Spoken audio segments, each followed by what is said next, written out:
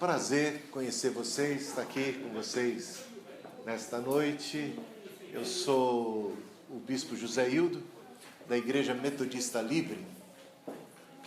Então, fui convidado para falar sobre uma perspectiva arminiana da eleição, da salvação. Então, é um prazer poder partilhar com vocês, né? E esse é um tema muito controverso, então a gente não espera que haja consenso, porque no decorrer de toda a história da igreja sempre houve divergência a esse respeito, dúvidas, e eu acredito que de ambos os lados existem pessoas muito sinceras, né? Muito tementes a Deus, mas que compreendem as Escrituras Sagradas de maneira distinta.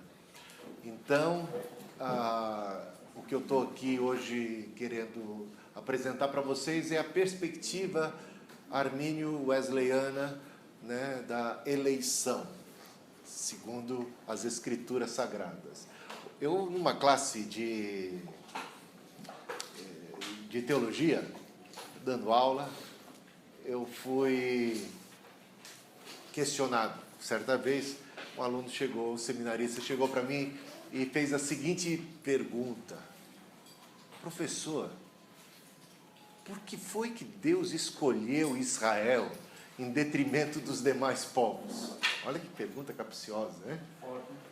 Por que foi que Deus escolheu Israel em detrimento de todos os demais povos? Professor, explica. Aí foi a aula inteira para explicar isso, porque isso não é uma coisa fácil de explicar. Então, o que eu vou tentar ajudar vocês é a compreender como é que Armínio ou os arminianos respondem, como é que eles respondem a essa questão, né?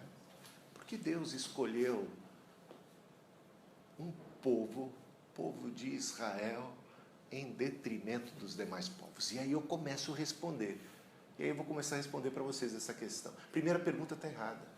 Porque Deus jamais, isso da perspectiva armínio-wesleyana, Deus jamais escolheu Israel em detrimento dos demais povos. É um equívoco pensar assim. O arminiano de cara rebate isso, rechaça essa questão. Isso não é questão que se apresente. Por quê? Porque quando Deus escolheu a Abraão, Ele não escolheu em detrimento dos demais povos, Ele escolheu em favor dos demais povos. Ele escolheu Abraão e disse: Abraão, eu vou te abençoar, mas em ti serão benditas todas as famílias da terra.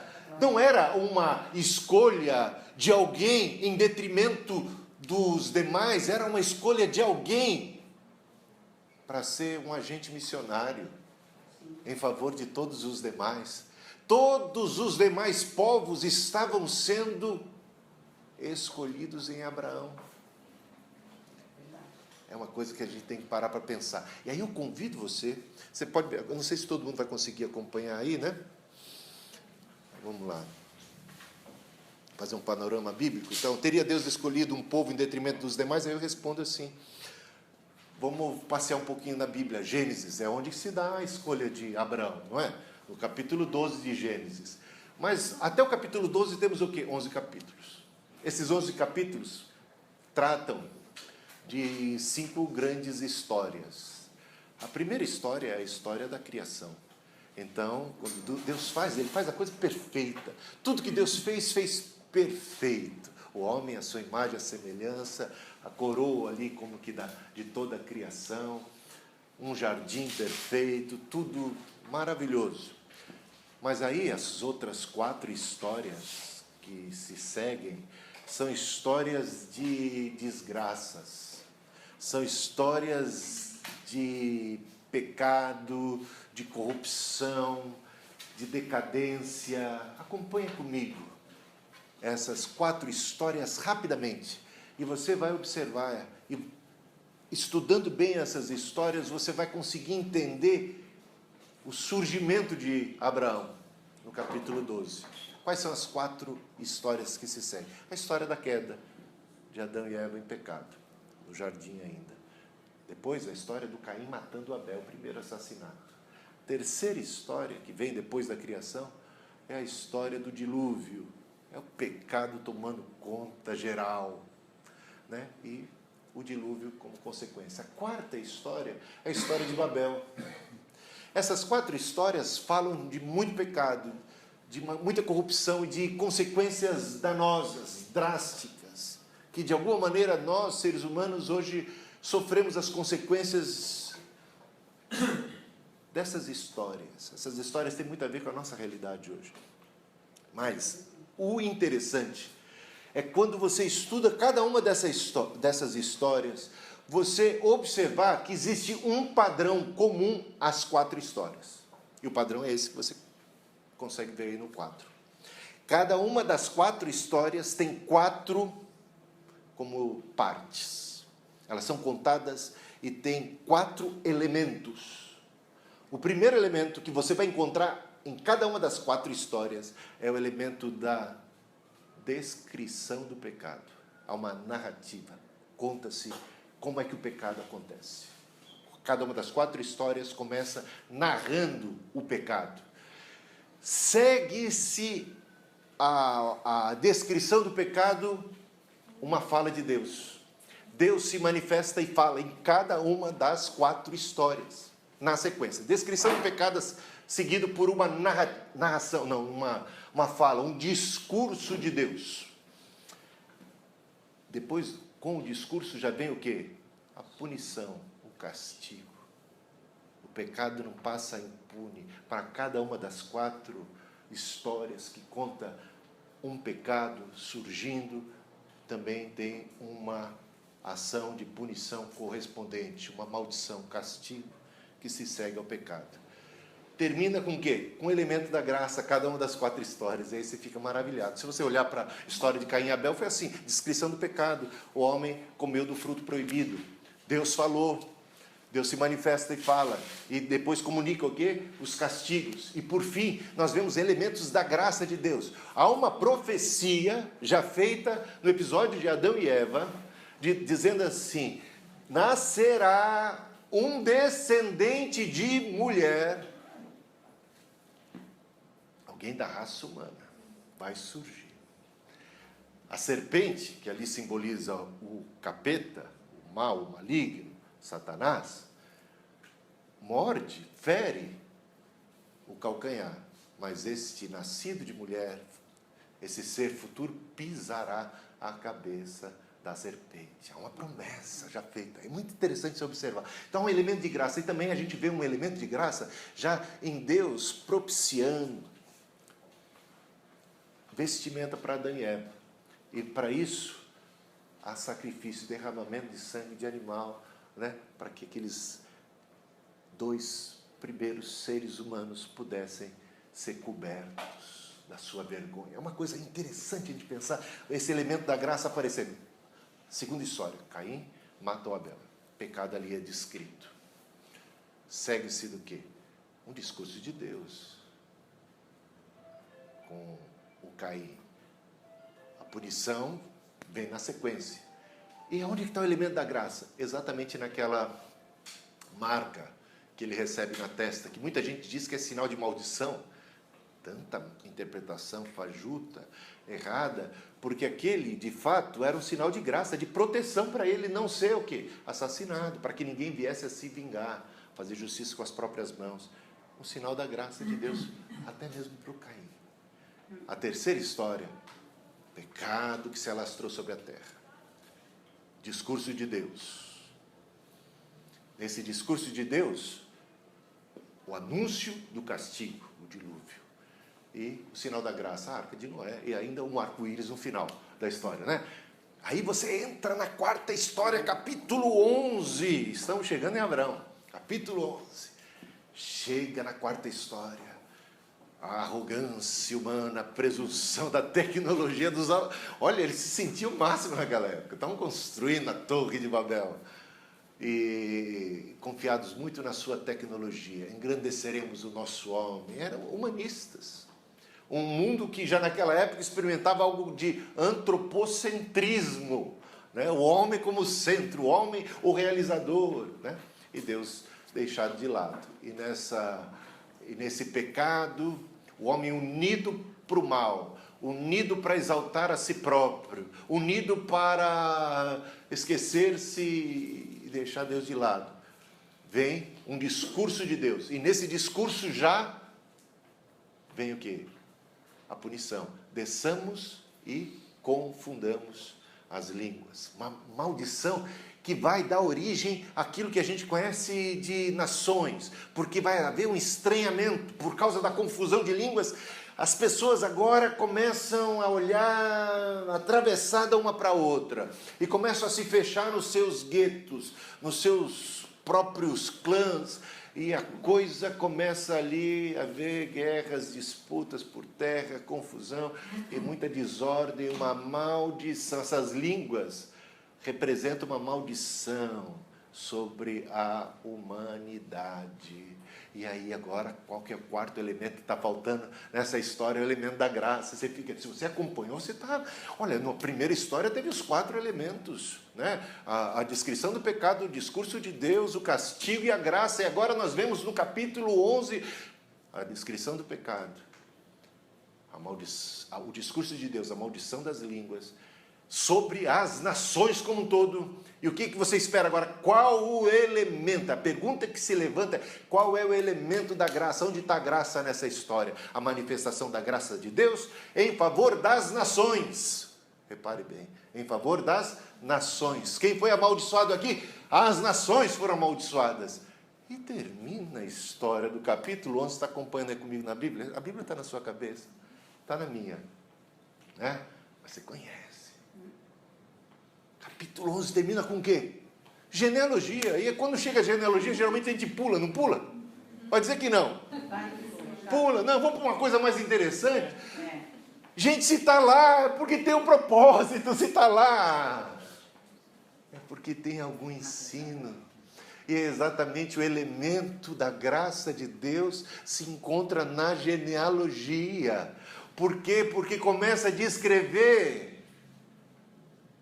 as nações, as famílias da terra, e começa a descrever uma série de descendentes, até chegar em quem?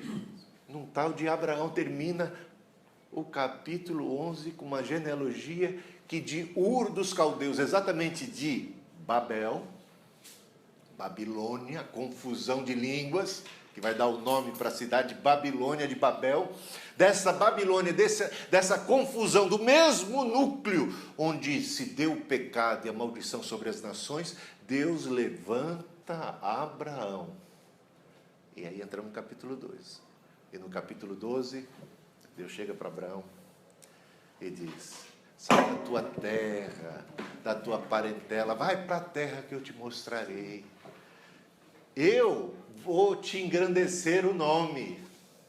Enquanto no capítulo 11 os homens estavam engrandecendo os seus próprios nomes, no capítulo 12 Deus age. Deus levanta um homem, né? Aquele que se humilha será exaltado.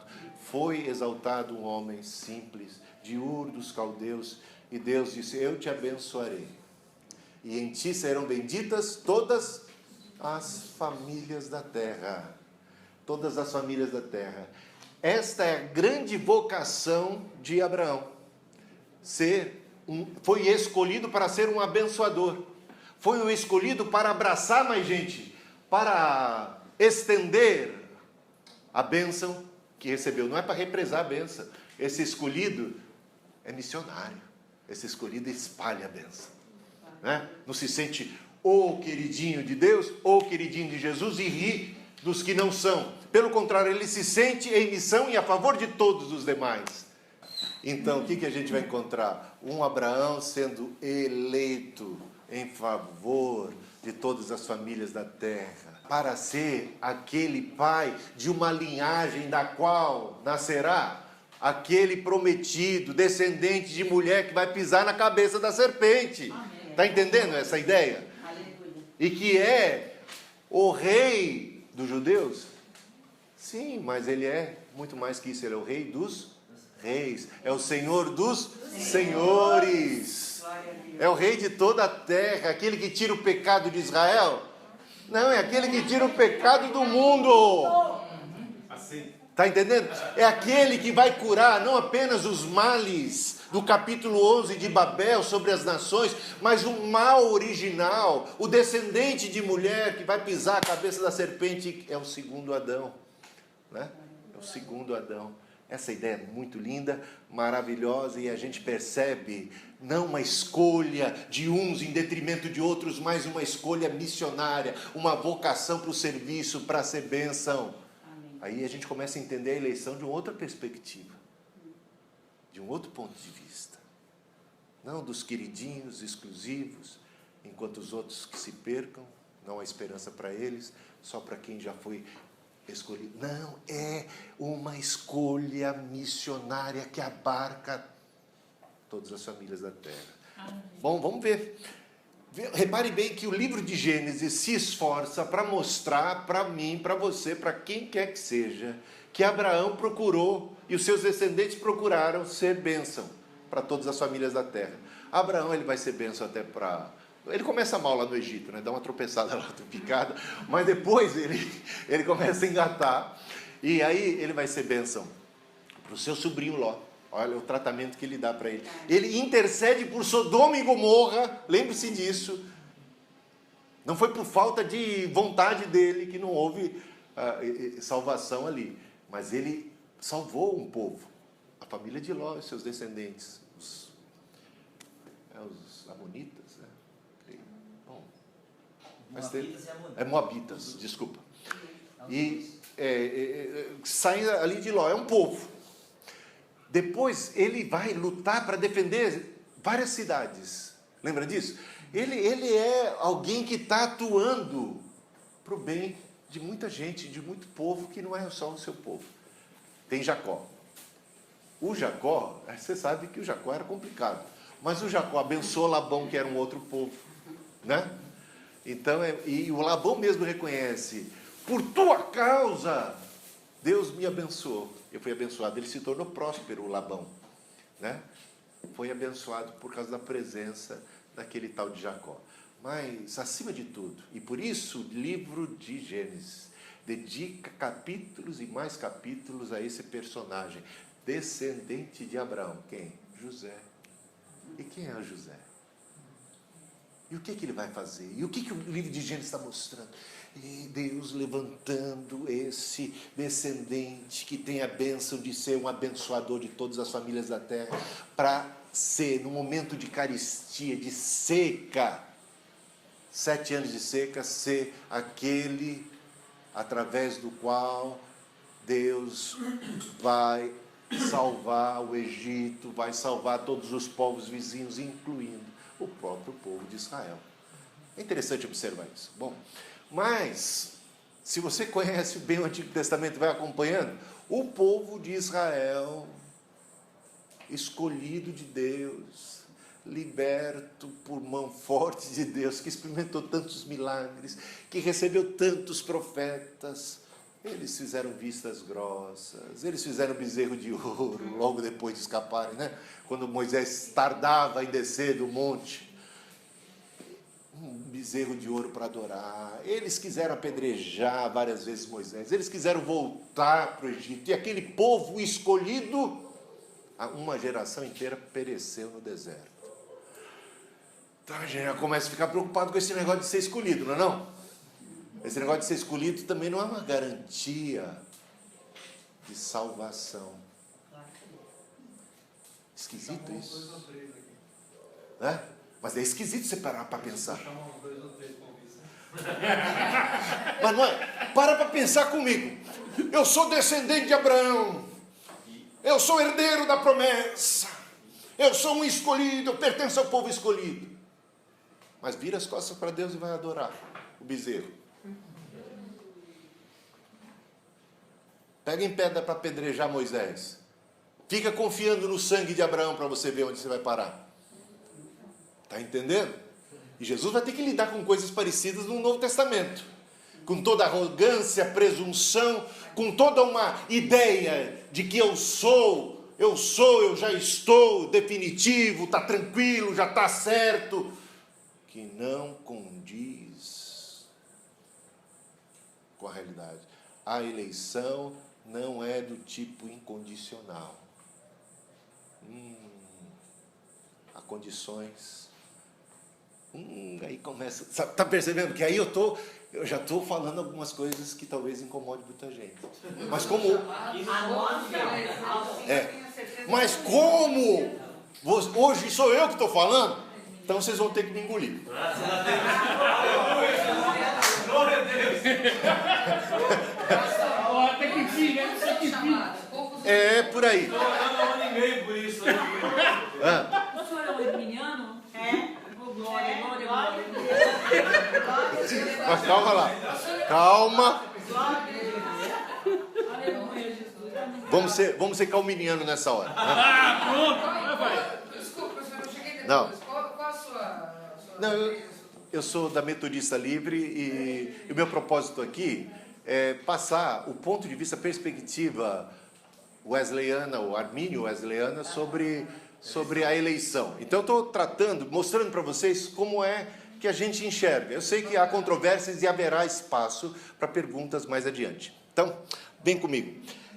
A escolha, então, de Abraão é uma escolha a favor de todas as famílias da terra. A eleição de Abraão não significa a eleição pessoal de cada judeu. E Paulo vai trabalhar muito isso em Romanos capítulo 2, aliás, no livro inteiro de Romanos capítulo 9.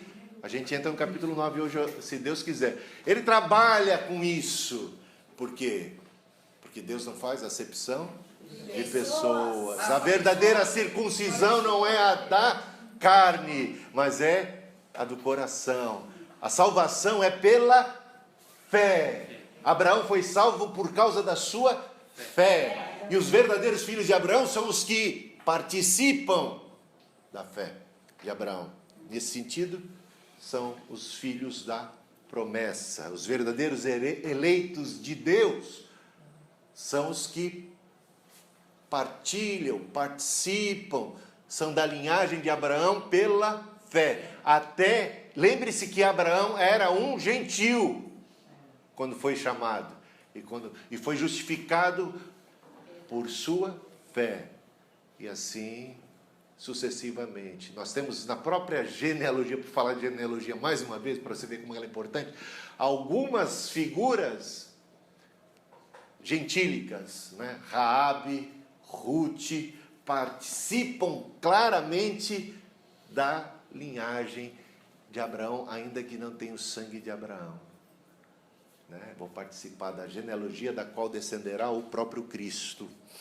Agora, os judeus tropeçaram, os judeus se esqueceram da sua missão, da sua vocação, por isso se levantam profetas após profetas, que na sua maioria serão mortos pelos próprios judeus. Chega no Novo Testamento, os judeus continuam adornando o templo, o túmulo dos profetas e dizendo, se estivéssemos no lugar dos nossos antepassados, não mataríamos os profetas. Jesus fala, vocês são umas raças de víboras. Vocês pensam que são melhores do que os seus antepassados que mataram os profetas. Pelo contrário, vocês são piores. Aí estou citando praticamente Mateus capítulo 23, onde ele vai dizer, esta geração receberá, falava daquela geração dele, de judeus, receberá o maior castigo de todos. Por quê? Porque foi e seria a responsável pela morte de João Batista, digamos assim, não tanto por João Batista, foi mais o Herodes, mas os apóstolos, o Cristo. Lembra daquela parábola? A parábola que Jesus contou exatamente dos lavradores maus. O Senhor arrendou uma terra para determinado grupo de lavradores e de quando em quando o Senhor enviava seus servos para a prestação de contas, e quando esses servos chegavam eram maltratados e muitas vezes mortos. Pensou o Senhor, vou enviar o meu filho, pelo menos ao meu filho honrarão. Envia o filho e o filho é morto. O que vem a seguir? Um juízo grave de Deus. Aquela geração recebeu tal juízo. Naquela geração, anos 70 da era cristã, já no 63, o general Tito, o príncipe de um povo que há de vir, cerca a cidade de Jerusalém e destrói toda a cidade. Diz Joséfo, historiador, que aquela agonia de Jerusalém foi a mais terrível de toda a história. Ai das grávidas, ai das que amamentavam. As crianças foram as primeiras a serem sacrificadas por conta da fome. Havia disputa, vamos sacrificar qual? Qual criança, qual neném, qual bebê? Para que se comesse. Imagina o quadro como não foi. 7 anos de sítio, de cerco e de opressão, culminando com a destruição. Não ficou pedra sobre pedra. Mateus capítulo 23 termina exatamente com Jesus falando, e entrando já no capítulo 24, Jesus mostrando as edificações do templo. Vede, não vai ficar pedra sobre pedra. Jesus, quando entra em Jerusalém, o que ele faz? Chora sobre Jerusalém. Jerusalém, Jerusalém, que mata os profetas, apedrejas tantos quantos se são enviados. Quantas vezes eu quis, como a galinha, ampara os seus pintinhos, eu quis acolher vocês, mas vocês não quiseram. Eis que os seus inimigos se cercarão de trincheira. Vocês não aceitaram aquele que trazia paz. É triste, por isso, o lamento de Cristo e o choro do próprio Senhor. Bom, então os judeus acabam não cumprindo a sua parte. Mas você tem que lembrar que já nos tempos do Antigo Testamento, sempre houve um remanescente. Quando a gente fala remanescente, é um grupo dentro de Israel que permaneceu fiel ao Senhor, fiel a Abraão, fiel à palavra, fiel às Escrituras, fiel à promessa. Sempre houve. Nos dias de Elias, quando tudo parecia perdido, quando todos pareciam adoradores de Baal, quando o rei e a rainha haviam estabelecido a idolatria, o Baal, como Deus de Israel, imagina um negócio desse, chegar a esse ponto. Houve uma época em que o Elias venceu os profetas de Baal, pensou que haveria um avivamento, um despertamento espiritual, mas não. Ele vai ficar deprimido, porque o povo continua idólatra, porque as coisas parecem continuar do jeito que caminhavam, e ele entra numa caverna, e aí Deus vai falar com ele lá. E o que Deus vai falar para ele, e que vai animar o seu coração, é isso. Você pensa que você é o único? Você não é o único. Há 7.000 que não se dobraram diante de Baal. Então, dentro de Israel, há um verdadeiro Israel. Desde os tempos do Antigo Testamento. Está entendendo isso? E essa ideia é que vamos encontrar no Novo Testamento.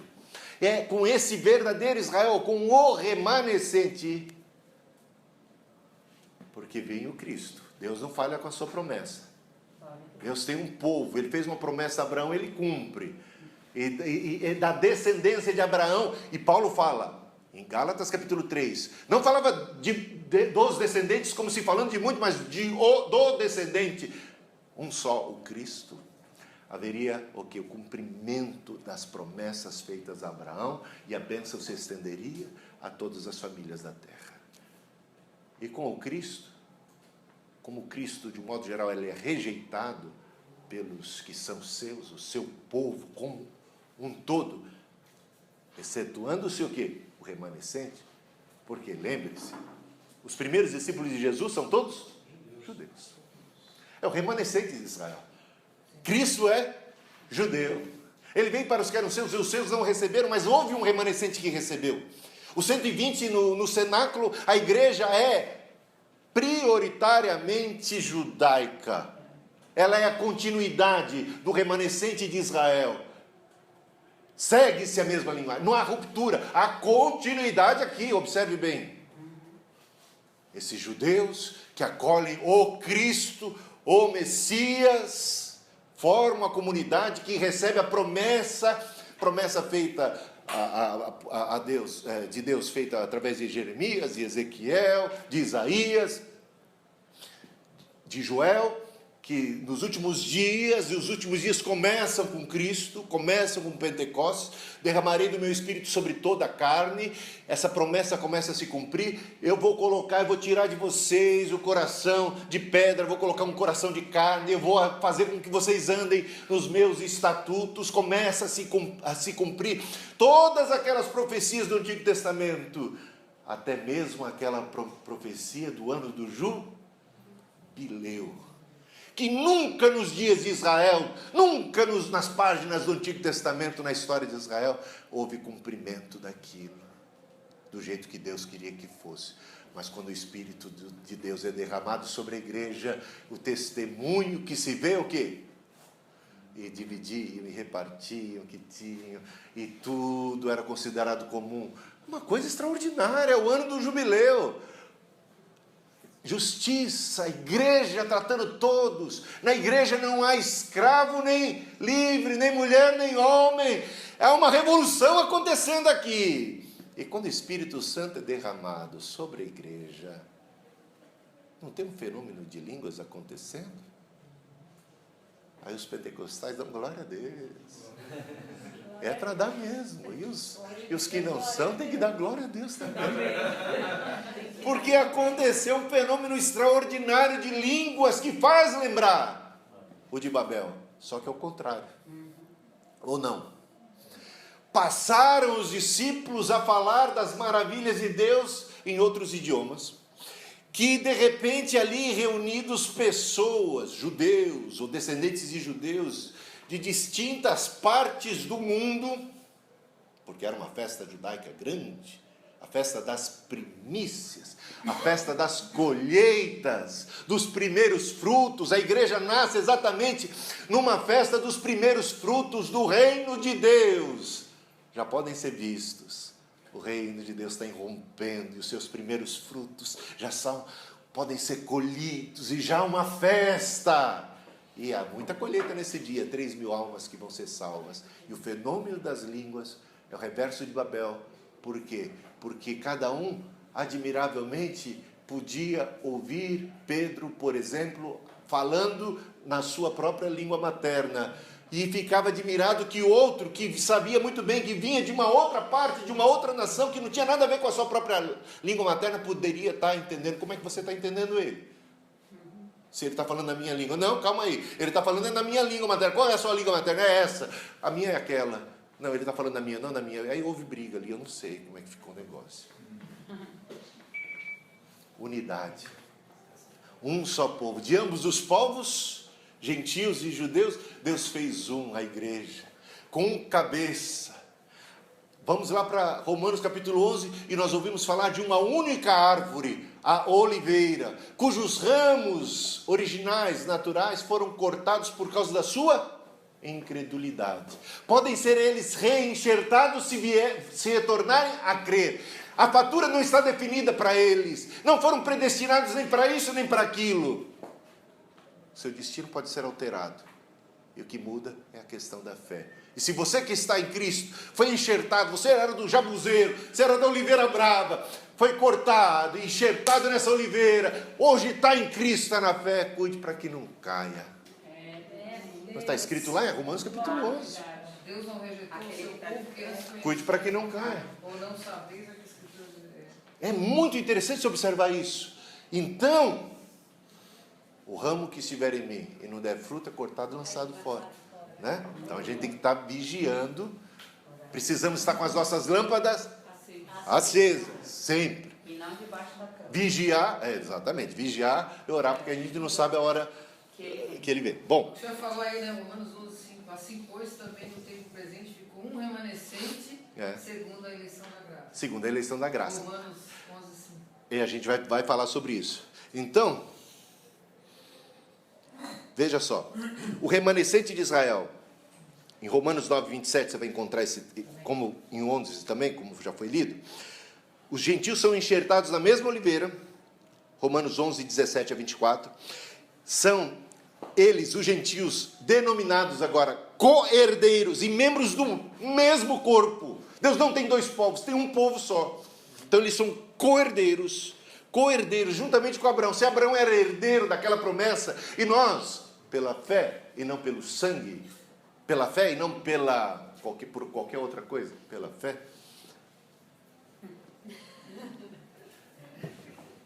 Não por uma eleição incondicional, mas pela fé, enquanto permanecemos nela, nos tornamos co-herdeiros juntamente com Ele, com Cristo. Também sois descendentes de Abraão, olha Gálatas 3, 28 e 29, e herdeiros segundo a promessa.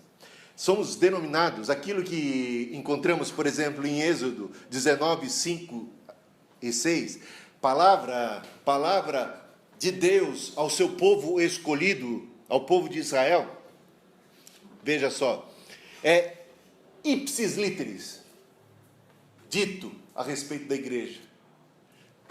Vós sois raça eleita, sacerdócio real, nação santa, povo de propriedade exclusiva de Deus. Está percebendo isso? Que nós nos tornamos o quê? Os herdeiros da promessa da linhagem de Abraão. Enquanto aqueles que são verdadeiros, sanguineamente falando, descendentes de Abraão, acabam não sendo descendentes da promessa, porque rejeitam os profetas, porque rejeitam a palavra, porque rejeitam o Cristo, o Messias. Verdadeiro Israel, verdadeiro israelita é quem tem o Cristo. Então, de ambos os povos, Deus fez um verdadeiro israelita, aquele que possui o Messias. Então, missão do povo escolhido. A igreja é esse mistério de Deus, acho que a gente encontra lá em Efésios 5,32, essa terminologia, que engloba todos os povos, formando um só corpo, com um só Senhor. Há uma continuidade como povo de Deus em missão mundial.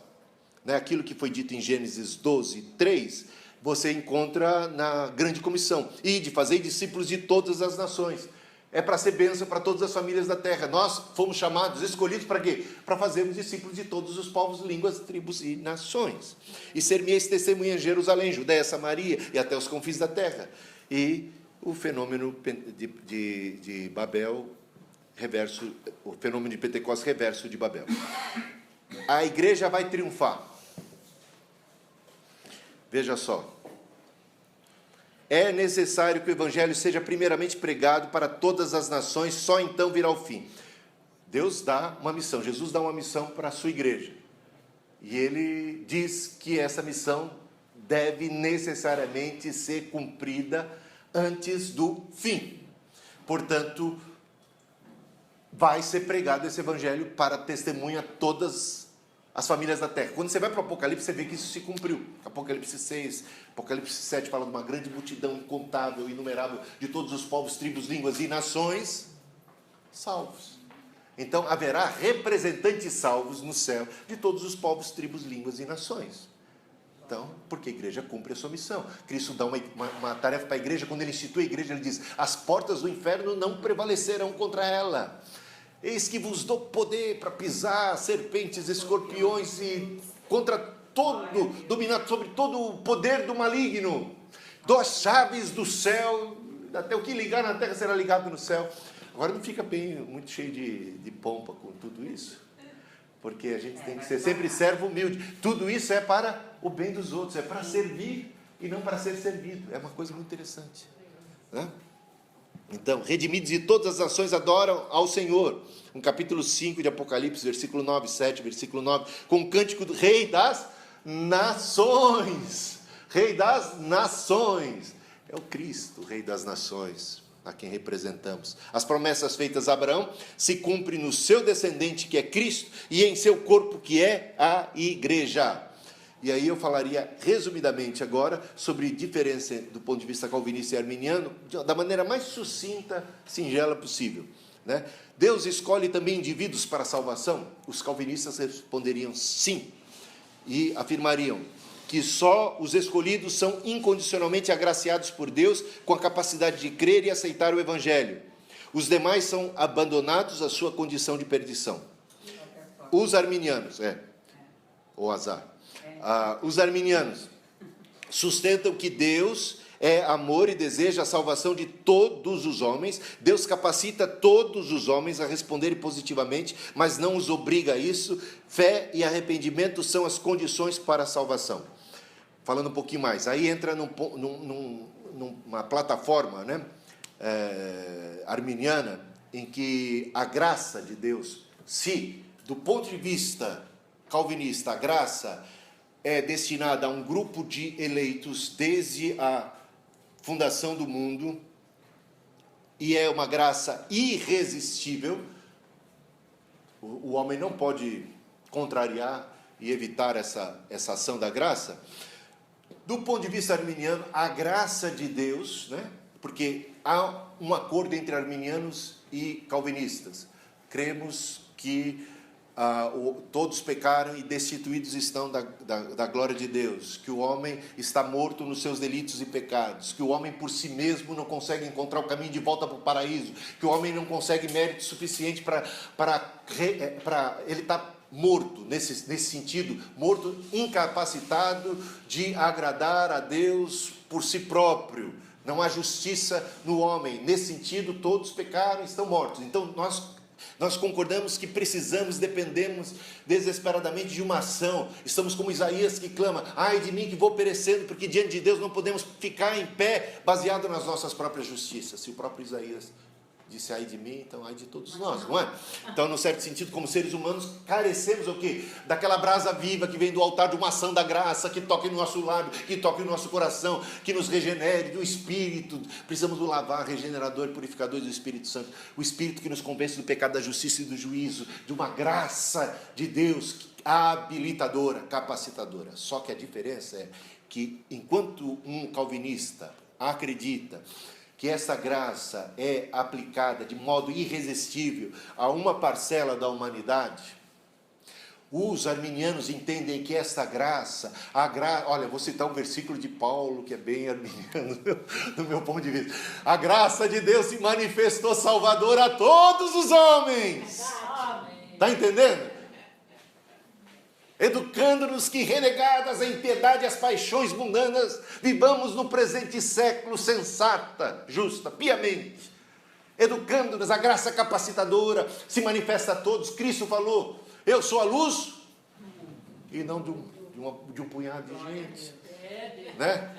Mas o juiz é esse, João 3, o juiz é esse: eu não vim para julgar ninguém, eu vim para salvar, mas o julgamento é este, que a luz veio ao mundo, mas os homens amaram mais as trevas do que a luz, porque as suas obras eram más. A luz se manifesta, mas tem gente que prefere ficar nas suas cavernas. Está entendendo?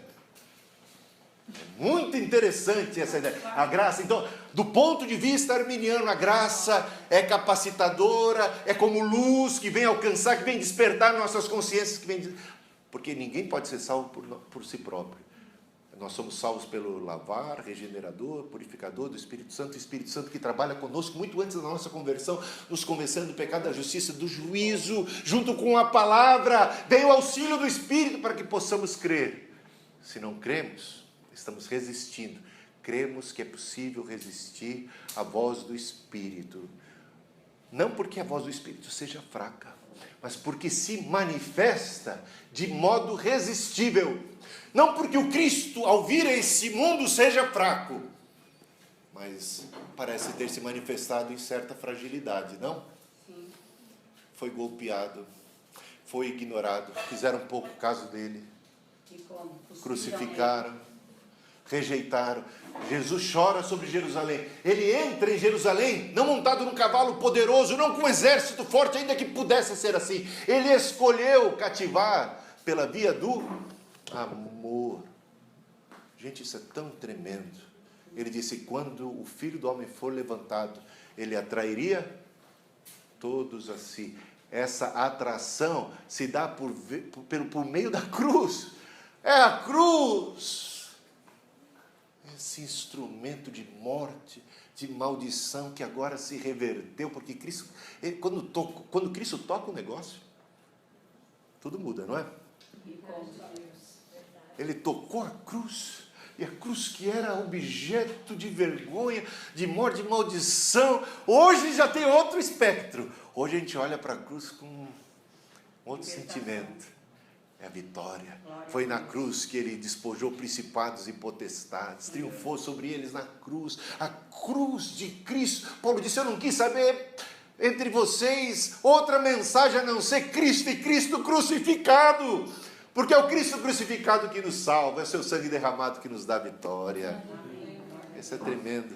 E é na sua fragilidade, entrando, montado num jumentinho, que ele se tornará o Rei dos Reis, o Senhor dos Senhores, ainda que rejeitado, crucificado. Que coisa para a gente ver como é que esse Deus se vem a nós. Ele poderia vir a nós com todo o poder, se do alto não te fosse dado autoridade, Pilatos, você não poderia fazer nada comigo. eu dou a minha vida voluntariamente, ele está cativando pela via do amor. Ele está batendo a porta quando ele tem todo o poder para entrar arrombando. Ele não quer. O relacionamento é o que ele busca. Ele tinha todo o poder para impedir que Adão comesse. Mas ele deixou um espaço. Parece que Adão e Eva se sentiram muito à vontade.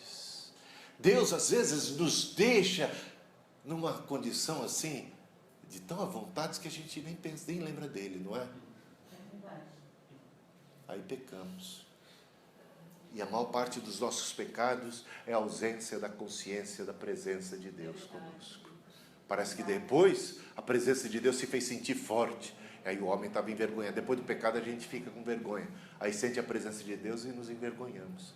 Depois de ter negado a Jesus, ele chora, Pedro chora amargamente. Então é interessante a gente pensar nisso, gente. Interessante. A graça preveniente. Tal atração não é do tipo irresistível e fatal. É possível resistir à graça. E quem pensa que não vai ter problema com a Bíblia. Veja o versículo de Atos 7, o discurso de Estevão. Será que Estevão era um homem inspirado por Deus, cheio do Espírito Santo? Será que quem colocou esse discurso aqui sabia o que estava fazendo? Porque olha o que ele diz. Homens de dura cerviz, voltando-se para quem? Para a comunidade judaica, o povo escolhido.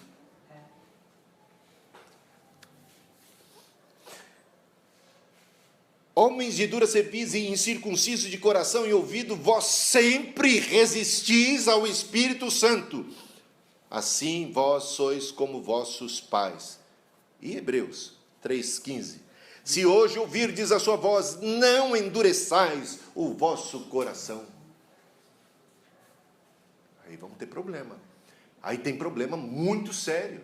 Aqueles que acreditam que a graça é irresistível, que a ação do Espírito vem de maneira implacável.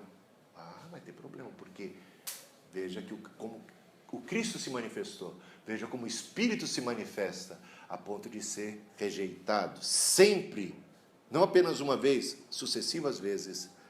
E eu queria contar uma parábola, nesse momento, acho oportuna a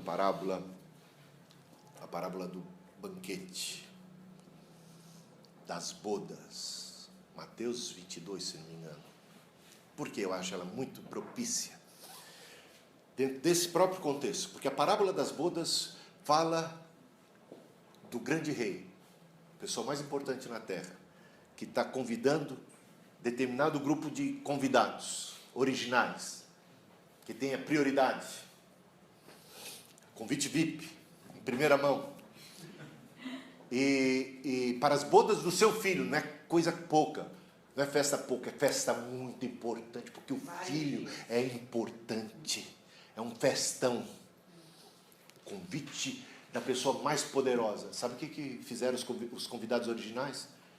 Rejeitaram, fizeram pouco caso. Sabe o que fez o Senhor? Mandou convidar de novo. A misericórdia de Deus com o povo de Israel. Isso aqui é Deus com o seu povo, Israel. Mandou quantos profetas, quantas oportunidades. Fizeram pouco caso também. Não participaram. E quando ele enviou mais servos ainda, foram espancados e mortos. Foram maltratados. Simboliza tudo que eles fizeram com Cristo, tudo que eles fizeram com os profetas, tudo que fizeram com os apóstolos. Quantas oportunidades jogadas fora. Como trataram, como fizeram pouco caso do rei, do seu filho e do convite.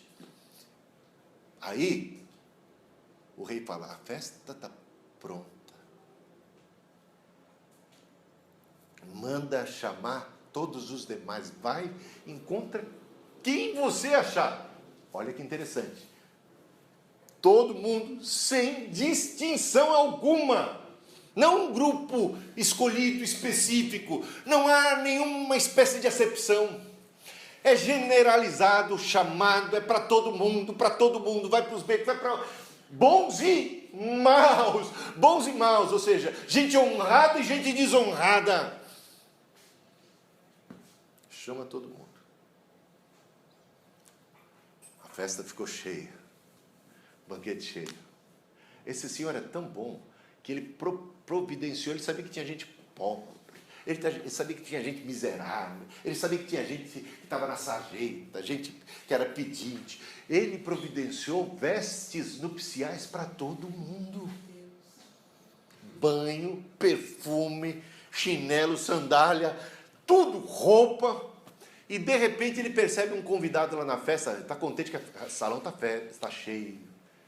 Mas ele observa que tem um convidado que está vestido de maneira inapropriada, não está com as vestes nupciais.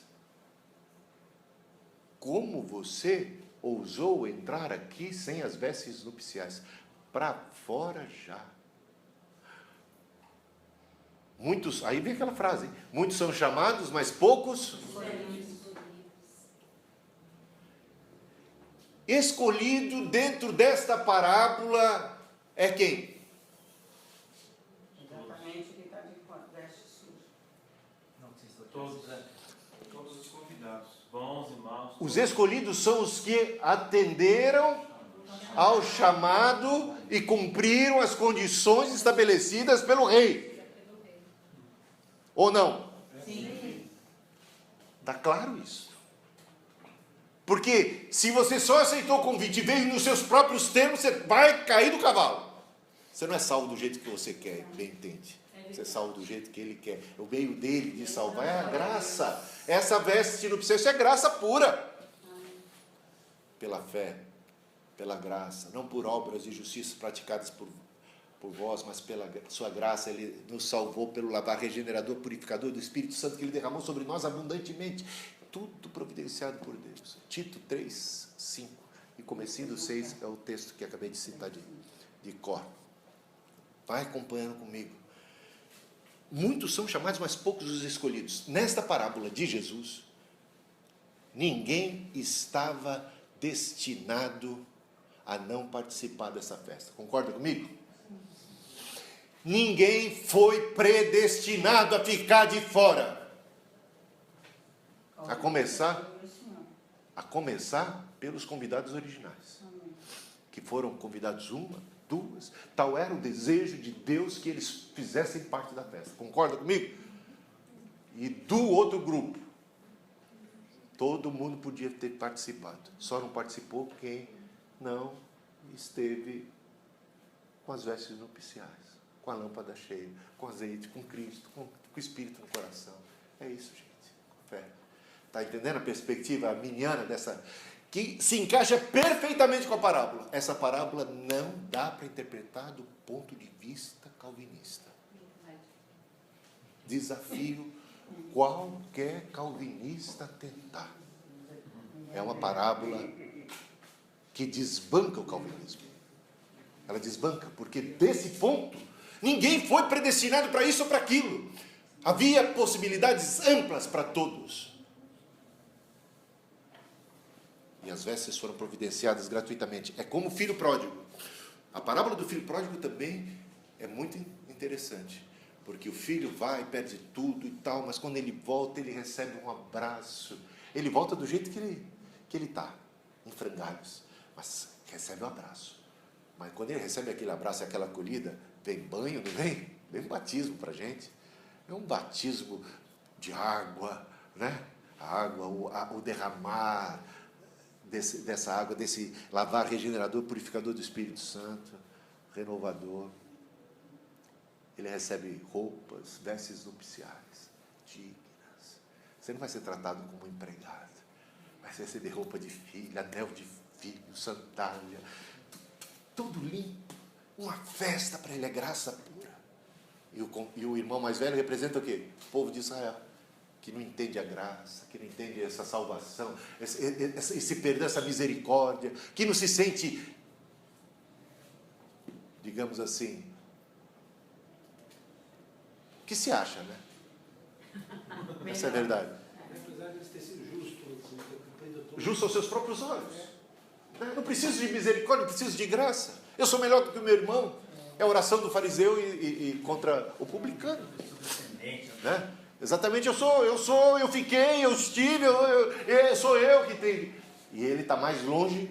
Você vê um filho perdido fora de casa, longe de casa, outro perdido dentro de casa. Porque naquelas parábolas tem uma dracma perdida dentro de casa. E tem uma ovelha perdida longe do aprisco. Não é não? E na parábola do filho pródigo tem 2 filhos perdidos. Um dentro e outro fora. E Deus querendo o quê? Abraçar. Ele vai atrás daquele. Porque ele também tem esperança de que Israel venha a voltar para casa. Ele não desistiu de Israel. Ele é difícil de desistir da gente. Graças a Deus. Mas ele vai respeitar o nosso direito. Ninguém vai para o céu compulsoriamente. Fica sossegado. Se não quer ir para o céu, fica tranquilo, porque não vai acordar. Olha, não queria estar aqui. Não.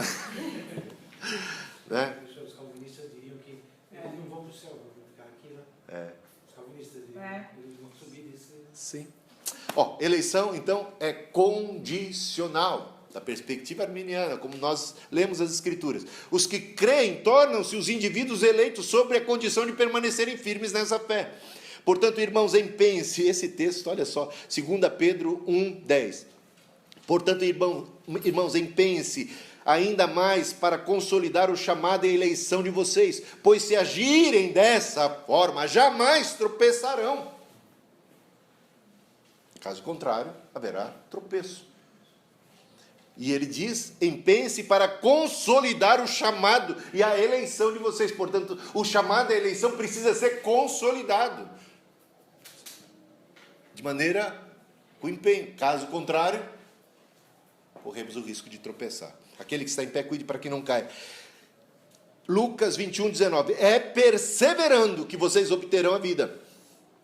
E Hebreus 3:14, pois passamos a ser participantes de Cristo desde que, de fato, nos apeguemos até o fim, a confiança que tivemos no princípio. Quer coisa mais arminiana que essa? É difícil, hein? Concorda comigo? Que o autor de Hebreus certamente não era calvinista. Isso, se pudessem, já tinham arrancado o livro de Hebreus, sabia? Há muito tempo. Que o que ele fala lá não é brincadeira. Como escaparemos nós se negligenciarmos a tão grande salvação? Aquele que experimentou os poderes do mundo vindouro, a graça, foi transformada. Ele cita no capítulo 6 todas as espécies de, digamos assim, figuras de linguagem para descrever o salvo. E disse, nós abandonarmos. Ele fala da apostasia. E aí ele diz que não tem esperança para quem agir assim. Em capítulo 10 também. Bom, mas aqui temos um texto muito forte dele também. Do autor. Deus nos escolheu em Cristo. Então, a escolha é uma escolha mais corporativa. Veja, toda vez que fala de eleitos, fala no plural. É muito interessante. E quando fala no singular, se refere à igreja, a um corpo, a uma entidade corporativa. Vamos ver então, Efésios 1:3. Deus nos escolheu em Cristo, nos escolheu em Cristo, nós, a igreja, em Cristo, antes da fundação do mundo, para sermos santos e irrepreensíveis diante dele em amor. Tá bom? Então, a igreja foi eleita em Cristo. A igreja foi escolhida em Cristo antes mesmo da fundação do mundo. Foi predestinada à salvação. O destino da igreja já está certo, gente. A igreja é mais do que vencedora. A igreja vai se apresentar diante de Deus sem mancha, sem mácula, sem ruga. As portas do inferno não vão prevalecer. Já está lá. Já pode ser vista no Apocalipse vitoriosa. Agora, se cada um de nós vai fazer parte dela ou não, é outra história. Está entendendo? Essa nos escolheu a igreja em Cristo. Para quê? Para a santidade. Sem santidade, ninguém verá o Senhor. A igreja estava inclusa na escolha de Abraão, em ti serão benditas todas as famílias da terra. A promessa foi feita a Abraão e ao seu descendente, que é Cristo, eleito por excelência, do qual toda eleição é derivada e dependente. Cristo é o Messias de Israel. Os que são de Cristo pertencem ao verdadeiro Israel. O destino da igreja e dos membros. O destino da igreja é certo, as portas do inferno não prevalecerão contra ela, Mateus 16:18. A visão apocalíptica, como eu já falei, capítulo 7, capítulo 14, já vê uma multidão incontável de todos os povos, línguas, tribos e nações diante de Deus, representantes salvos, a igreja estará lá triunfante, cantando o cântico da vitória, como igreja gloriosa, sem mancha, sem ruga, Efésios 5, 27.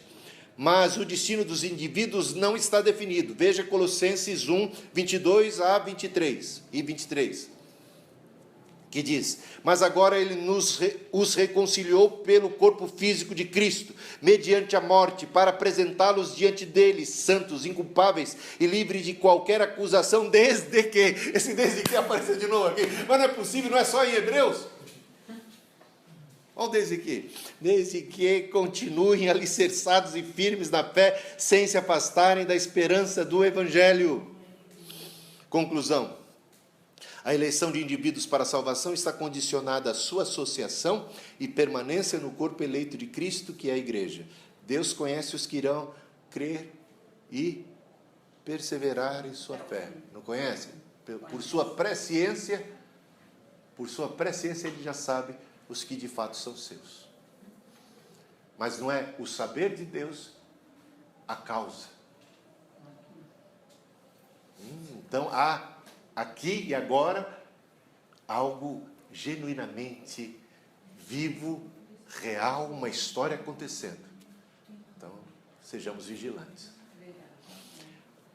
Nesse pré-conhecimento é que se baseia a predestinação individual. Veja só 2 textos, como o de Romanos 8, 29, que diz: porquanto aos que de antemão conheceu, veja, a quem ele conheceu previamente, ele já sabia o coração, as intenções e as escolhas, os que de antemão conheceu, também os predestinou para serem conformes à imagem de seu Filho, a fim de que ele seja o primogênito entre muitos irmãos. Portanto, tal predestinação aqui tem por base a presciência. E outro texto clássico é de 1 Pedro 1, 2. Eleito segundo a presciência de Deus Pai. Muito obrigado. Vamos caminhar aqui para uma ilustração. Eu não sei quantos conhecem essa ilustração do navio. A igreja como um navio. Vamos ver se ela ajuda a gente a entender essa. A igreja como um navio. A igreja é esse povo de Deus que é um só. Esse povo que Deus escolheu já nos dias do Antigo Testamento, em Abraão. Esse povo, essa oliveira, esse tronco principal. A eleição corporativa é como um navio, a caminho do seu destino final. O destino desse navio está predestinado. É certo. O navio, se quem estiver no navio, vai parar no destino já pré-estabelecido, que é salvação, que é céu, que é reconciliação. O navio está predestinado na viagem. Ele tem por capitão Cristo, né? E ele está estendendo botes salva-vidas para toda a humanidade. A graça de Deus se manifestou salvadora a todos os homens. As pessoas podem e devem. E aí o papel da igreja. Romanos capítulo 10, Paulo fala tão claramente sobre o dever de pregarmos, a importância de pregarmos, como ele entendia que devíamos pregar, porque senão pessoas deixam de ser salvas. Pessoas que poderiam ser salvas deixam de ser por negligência nossa. Aí você vai em Ezequiel, você vai encontrar isso, pelo menos em 2 capítulos de Ezequiel, fortemente. A função, a obrigação do atalaia. Cristo, então, é o comandante desse navio. Todos são chamados, mas escolhidos são apenas aqueles que perseveram em confiar no comandante e permanecer no navio. Mesmo quando você está dentro do navio, você ainda é livre para cair fora se você quiser. Olha que coisa. Todo mundo abandonou a Jesus depois da primeira multiplicação de pães. O pessoal caiu fora, não foi? Porque queriam proclamá-lo rei. Jesus não aceitou porque conhecia o coração, sabia que aquele pessoal só estava procurando pão, só pensava, só cogitava nas coisas humanas. Jesus passa a fazer um discurso muito revelador. Eu sou o pão vivo que desceu do céu. Ele fala de coisas espirituais. Quando ele fala de coisas espirituais, as pessoas estão muito pouco interessadas em coisas espirituais e vão embora. Já não é de hoje. E vão embora. E aí ele chega para os discípulos e vocês também não querem ir embora. Isso aqui não é um papo furado. Isso aqui não é uma retórica de linguagem. Jesus está realmente dando opção para esses discípulos irem, se assim quiserem. Eles são livres. Não estão obrigados, não estão presos a Cristo. Vão estar presos pela fé, né? De livre e espontânea vontade. A eleição só é experimentada na união com o comandante.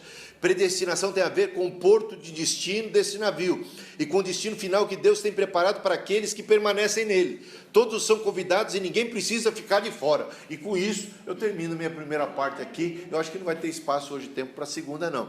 Mas eu vou dar um tempo para vocês tomar uma água, darem uma volta, depois voltarem com perguntas, e aí eu vou ver se eu consigo ajudar com vocês pelo menos uns 20 minutos mais aí respondendo umas perguntas, tá bom? Deus abençoe.